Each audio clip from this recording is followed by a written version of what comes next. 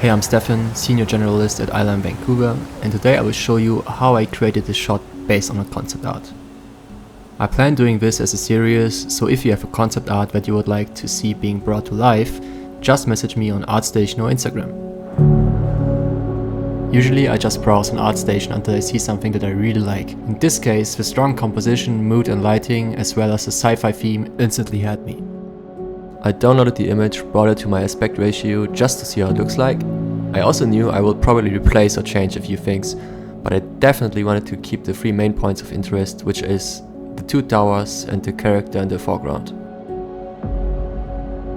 In this case, instead of doing the blockout myself, I reached out to Arena and told her about my plans. At the same time, I also asked if she maybe still has the geometry and the camera, so I could start off that. Luckily, she replied and agreed to send me over her Blender file, which I then exported as an Alembic and put everything into 3ds Max. Now it was simply about placing and replacing objects in buildings. Now the question is, where do you even start? I usually start with hero assets or just the foreground. In this case, I started with the foreground, mainly with the swaying grasses. So I went to Speed Tree and started generating meshes with a 300 frames cache, which is more than enough. Just to set up nice offsets in my forest packs later on, so every instance looks unique. Once in 3ds Max, I exported all grass assets as an individual V-Ray proxy, so I also had speed control, just in case I wanted to make them move faster or slower. Now it's just a matter of balancing the distribution density and areas as well as the animation speed in order to make it look natural. I set up 3 different forest packs just to cover the right spots from the camera perspective. Also a little bit of displacement on the soil ground also helps selling realism. The buildings are mostly kitbashed based on the simple blockout buildings from Arena. The Megastructures kit by Vitaly Bulgarov is one of my favorite kits when it comes to kitbashing or to sci-fi, so I just started with some simple cubic shapes, putting every building together just like that. Another important part is having human scale references constantly in the scene and also add little scale cues just like railings, trees, antennas or whatever. I never place my set dressing elements randomly. I always try to build things just so they make enough sense from the camera's point of view. Little paths, little assemblies of containers or barrels is the way to make everything realistic. On a side note, if buildings were not kitbashed, they already existed, at least with geometry.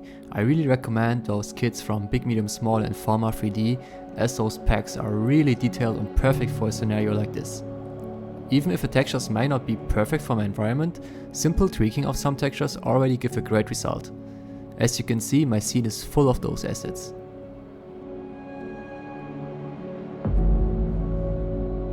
The lighting was pretty simple in this one. We definitely had very clear cues from where the sun is coming from with the highlights and the shadows in the concept art, so I wanted to make something very similar. I just placed my V-Ray sun with a very soft size of 5, which gives us a little bit softer shadows. And then I had my dome light, which also gave us a little bit of fill. To place like strategic cloud shadows, I placed cylinders and gave it a material that is slightly opaque, just so I could occlude areas that I wanted to and have full control how much they get occluded.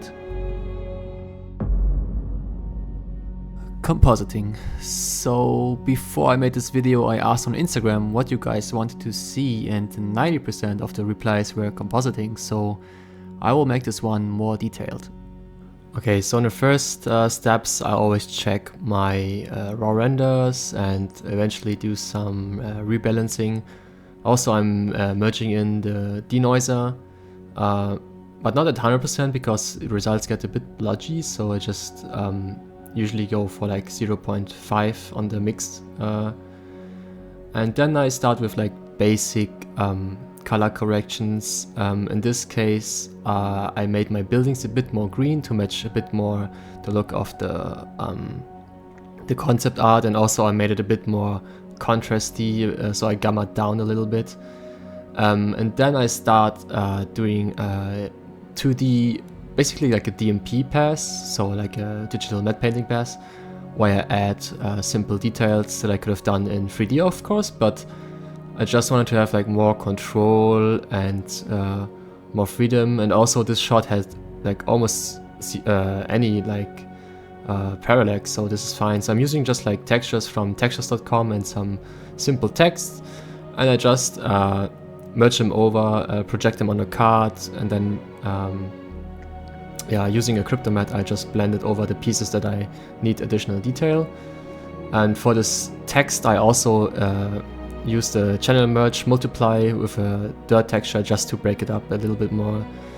Finally adding some haze, nothing special there. And then this is basically the base CG part, nothing too crazy, I would say. And then I'm just simply merging the sky, my CG over the sky. I rendered this glare pass from V-Ray, so I just brought it over with a simple screen, and then exposure the whole image a little bit down, and then added a little like gain and a bit of saturation just to not have a too like desaturated look. And then comes an interesting part, which is the clouds, or like the fog elements. They are also all projected on 2D, and then for the very foreground one I used a simple trick, which is an animated noise with an eye distort, so the fog just slightly moves, so this looks a little bit more alive, not just like a flat plane, but more like an actual like element that you would get photographed. Yeah, so I'm just blending A over B, and then I'm also adding the other fog cards. Nothing too crazy, it's just placed 3D cards that I placed in my scene and then exported into my Nuke script.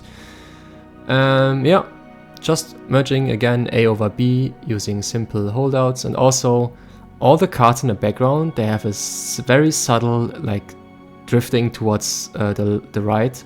So all these transform geonodes have like an animated Z value, which is in this case from left to right. Finally, this is how it looks with just all the 2D elements and simple comping. And then the lens simulation starts, which is adding like glints, glows, and all that stuff. In this case, I used an anamorphic kind of lens look, so I made my glints to an aspect ratio of 2. I screened the glare on top again, and then some subtle like lens distortion just to give it a bit less perfect look. Of course, I'm using my favorite Nuke gizmo, AE anamorphic, just to get some nice astigmatism on the border of the images, on the border of the image. If you study anamorphic lenses, you will see that usually all these lenses, especially the very right ones, they have like these blurriness towards the edge of the image. Then I'm adding like the classic stuff, halation, chromatic aberration, just dirtying up the image basically. And then I'm using optical flares, the classic for a lens flare that was also on the concept art. So I'm simply went to the options and built this lens flare from scratch basically. I just studied like reference images and what kind of elements I want and need. Yeah, so I just created this lens flare, and all I had to do was link it to a 3D light with a scene, and also to the camera, and that's it. Then some cropping just to get rid of like unneeded stuff, some simple vignetting, also some like brightness towards the middle and darkness towards the edges of the frame, then additionally some very subtle additional halation, I would say, then some final color corrections, then a little subtle blur just to make the image less like perfect CG crisp clean, and at the very end I'm just adding a regrain node just to get rid of the perfect CG look. And yeah, this is basically it, yeah.